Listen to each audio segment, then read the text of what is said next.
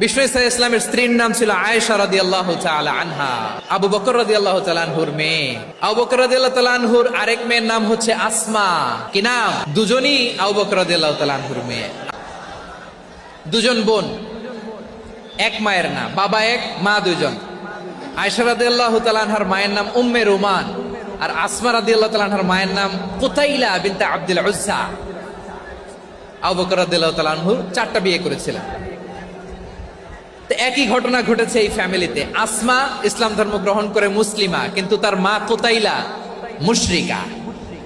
I repeat, বোঝার জন্য আমি আবারও বলি, আসমা রাদিয়াল্লাহু তাআলা আনহা মুসলিমা, আর আসমার মা কুতাইলা, আওয়াজ করে বুঝে থাকলে বলেন, আসমার মা মুশরিকা।